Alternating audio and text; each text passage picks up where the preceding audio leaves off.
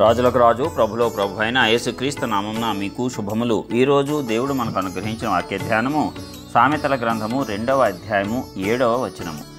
ఆయన యథార్థవంతులను వర్ధిల్లజేయును, యుక్త మార్గము తప్పక నడుచుకొని వారికి ఆయన కేడెముగా నున్నాడు. ప్రియులారా, ఈ వాక్య ధ్యానాన్ని మనం గమనించినప్పుడు యథార్థవంతులు వర్ధిల్లుతారంట.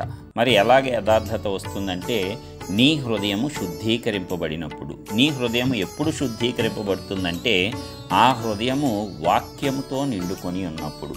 ఎప్పుడైతే హృదయంలో వాక్యము నిండుకొని ఉంటుందో, హృదయంలో ఉన్నటువంటి ఒక్కొక్కటి కూడా మోసకరమైనవన్నీ కూడా తొలగిపోతాయి. ఈ లోకానికి సంబంధించినవన్నీ కూడా వాక్యం ద్వారా తొలగింపబడతాయి. మరి వాక్యము ఆ హృదయం యొక్క ప్రదేశాన్ని ఆక్రమించినప్పుడు అప్పటి వరకు ఆ హృదయంలో ఉన్నటువంటి చెడుతనము అంతా కూడా తొలగించబడుతుంది.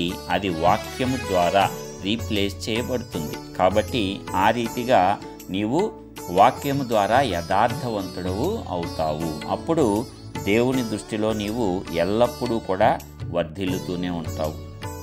నీవు యథార్థవంతుడిగా ఉంటే దేవుని దృష్టిలోనే కాదు, మనుష్యుల దృష్టిలో కూడా దేవుడు నిన్ను వర్ధిల్ల చేస్తాడు. ఎందుకంటే నీవు యథార్థంగా ఉన్నప్పుడు అబద్ధమాడవలసిన అవసరం ఉండదు, మోసం చేయవలసిన అవసరం ఉండదు, వేరే రకమైన కారణాలు చెప్పి తప్పించుకోవలసినటువంటి అవసరం ఉండదు, భయపడవలసిన అవసరం అంతకంటే ఉండదు. ఎప్పుడైతే యథార్థవంతుడిగా ఉంటావో ధైర్యము నిన్ను ఆవహిస్తుంది. ధైర్యంగా నీవు సత్యాన్ని పలుకుతావు, నిర్మోహమాటంగా నీవు సత్యాన్ని ప్రకటించగలుగుతావు.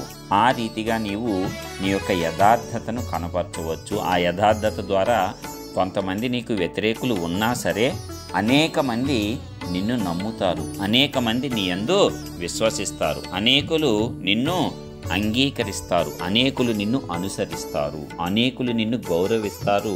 నీ యొక్క మాటలో నీవు తప్పిపోకుండుట, యథార్థముగా ప్రవర్తించుట, నీవు ఏమాత్రము ఎవరికి నష్టము చేయకుండా ఏ నష్టమైనా నీవు భరించుకొనుట చూచి వారందరూ కూడా నీ ప్రవర్తన ద్వారా మార్పు నొందుతారు. మరి చాలా రకాలైనటువంటి మేలులు యథార్థత వల్ల ఉన్నాయి. ఆ రీతిగా నీవు వర్ధిల్లుతావు. దేవుడు నిన్ను వర్ధిల్ల చేస్తాడట. అన్ని విషయాల్లో నీవు ధైర్యంగా ఉంటావు. నీకు ఇచ్చిన సమస్తాన్ని ఆయన కాపాడుతాడు. నీ చుట్టూ ఆయన కంచెను భద్రముగా వేస్తాడు. కాబట్టి యథార్థముగా మనం నడుచుకోవాలి. యుక్త మార్గము తప్పక నడుచుకోవాలి. ఆయన కేడెముగా ఉంటాడు. ఏది ఆ యుక్త మార్గం అంటే వాక్యమే. వాక్యానుసారమైన జీవితాన్ని నీవు నేను జీవిస్తూ ఉన్నప్పుడు అదే యుక్త మార్గము. అనేక మార్లు మనకు తెలియదు ఏ మార్గంలో వెళ్ళాలి. వాక్యాన్ని ఆధారం చేసుకో. వాక్యము నీ పాదములకి ఏంటంట? దీపము, త్రోవ చూపిస్తుంది. ఎక్కడికి వెళ్ళాలో నీకు తెలియనప్పుడు వాక్యాన్ని ఆశ్రయించు, వాక్యం మీద ఆధారపడు.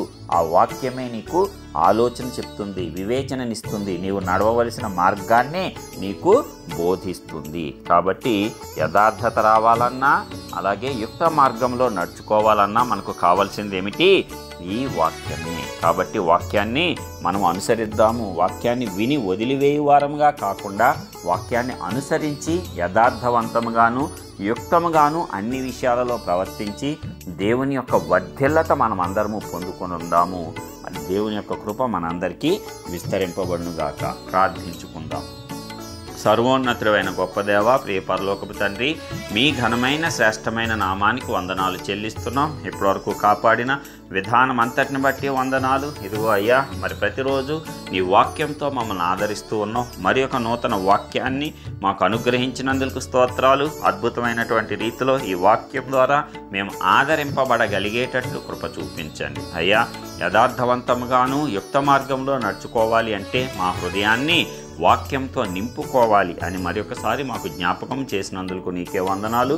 మేమందరము నీవిచ్చిన వాక్కు ప్రకారం మా హృదయాలను నింపుకొని ముందుకు సాగేటువంటి కృప మా అందరికీ అనుగ్రహించి ఆశీర్వదించండి. సమస్త విషయాలలో సకల విషయాల్లో మీ ఆదరణ నెమ్మది మాకు అనుగ్రహించి నడిపించండి నాయన. ప్రతి వ్యర్థత నుంచి దూరపరచండి. ఆరోగ్యంతో బలముతో శక్తితో నీ యొక్క మార్గాలను అనుసరించేటట్లు అనేకులను నీ మార్గములలో నడిపించగలిగేటట్లు తగిన శక్తి సామర్థ్యములు మా అందరికీ అనుగ్రహించండి. మీ యొక్క జ్ఞానాత్మను మా మీద కృమ్మరింపజేసి ఆశీర్వదించి వివేకంగా నడుచుకునే భాగ్యాన్ని మాకు అనుగ్రహించండి. మహిమ ఘనత ప్రభావం మీకు ఆరోపిస్తూ యేసునామమున ప్రార్థించి పొందుచున్నాము తండ్రి. ఆమేన్.